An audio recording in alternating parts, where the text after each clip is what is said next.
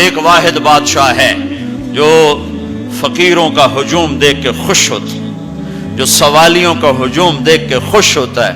باقی جتنے ہیں وہ سوالیوں کو دیکھ کے ڈانٹتے بھی ہیں، بھاگتے بھی ہیں، دروازے بھی بند کرتے. ایک اللہ ہے، عجب صفت ہے، مانگو تو خوش ہوتا ہے، نہ مانگو تو ناراض ہو جاتا ہے. مانگتی کیوں نہیں؟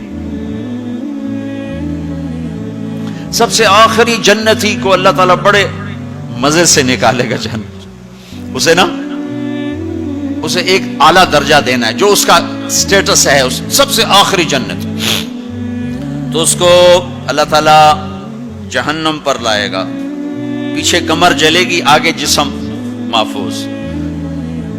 تو اس کے دل میں اللہ سوال پیدا کرے گا، یا اللہ کہ مجھے جہنم سے تھوڑا باہر نکال دے، تیری بڑی مہربانی. تو اللہ کہے گا اور کچھ پھر مانگو گے؟ کہنے بالکل نہیں مانگتا ہوں. تو اللہ اس کو جہنم سے باہر نکال دے. تو آگے تھوڑی سی جنت دکھا دے گا.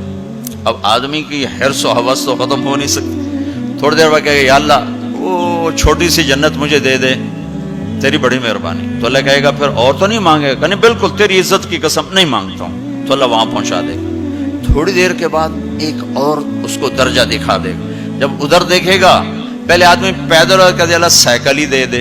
جب سائیکل آ جاتا ہے پھر کہتا ہے اللہ موٹر سائیکل دے دے. جب موٹر سائیکل آ جاتا ہے پھر کہتا ہے اللہ گڈی دے دے، چاہے سزوکی کیوں نہ ہوئے. جب سزوکی آ جاتی پھر اللہ ٹوٹا ہی دے دے. تو آدمی کا حرص آگے آگے جاتا ہے. تو تھوڑی دیر تک تو دیکھتا رہے گا، پھر چپ رہے، پھر کہے گا جی اللہ یہ مجھے درجہ دے دے، تیری بڑی مہربانی. تو اللہ فرمائیں گے پھر آگے تو نہیں مانگو گے؟ نہیں تیری عزت کی قسم آگے نہیں مانگتا. تو اللہ وہاں پہنچا دے. پھر اس کا اصلی مقام اس کو ظاہر کرے گا جہاں اس نے جانا ہے. وہ آخری جنتی، میرے نبی نے فرمایا میں آنکھوں سے دیکھ رہا ہوں، جہنم سے نکل رہا ہے اور جنت میں جا رہا ہے. اس کا نام ہوگا جوہینہ. میرے نبی نے بتایا اس کا قبیلہ ہوگا جوہینہ، عرب قبیلہ ہے، عرب. اور جب وہ اس کو وہ آخری جنتی، اس کو اس دنیا سے 10 گنا بڑی جنت اللہ تعالیٰ فرمائے گا، اس زمین سے 10 گنا بڑی. تو اللہ یوں دکھائے گا. تو اب وہ اس کو دیکھے گا تو اب جو نظر آ رہا ہے وہ حقیر ہو جائے گا.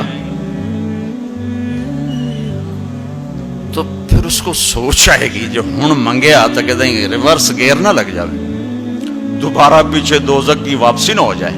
تو لہذا چپ، اندر میں ابال اٹھ رہے ہیں کہ مانگوں، اور ڈر لگ رہا ہے کہ اتنی دفعہ قسمیں کھائیں توڑ دیں، قسمیں کھائیں توڑ دیں. تو کہیں اللہ تعالیٰ آگے چل بہنوں واپس کر دو. تو لہذا چپ کر کے بیٹھو. اللہ تو اندر کا بھیج جانتا ہے. ہائے ہائے. تھوڑی دیر کے بعد اللہ کہے گا مانگتے کیوں نہیں ہو؟ مانگتے کیوں نہیں؟ کہے گا یا اللہ سألتک حتی استحییت وحلفت فیک حتی استحییت. یا اللہ میں نے اتنا مانگا کہ اب مانگتے شرم آتی ہے، اور اتنی دفعہ قسمیں توڑی ہیں کہ اب قسم توڑتے ہوئے شرم آتی ہے. تو اللہ تعالیٰ فرمائیں گے واہ واہ تو نے مجھے لگتا ہے سمجھائی نہیں. اچھا اگر میں تمہیں دنیا سے 10 گنا بڑی جنت دے دوں تو راضی ہے؟ تو کہے گا یا اللہ رب ہو کے مذاق تو نہ کر میرے ساتھ. تو اللہ تعالیٰ فرمائے کہ مذاق نہیں کر رہا ہوں، چل تیرے لیے دروازے کھل گئے ہیں. تو اللہ واحد شہنشاہ ہے، مانگو تو خوش ہوتا، نہ مانگو تو ناراض ہوتا، اور جتنا مانگو اتنا خوش ہوتا. بعض لوگ اشکال کرتے ہیں کہ یہ اتنے نیک آدمی ہیں، یہ دعائیں مانگ مانگ کے تھک گئے، ان کی قبول ہی نہیں ہو رہی. اور یہ فلاں آدمی ایسا ہے کہ وہ ایک کام سیدھا نہیں، دعا کرتا ہے قبول ہو جاتی. تو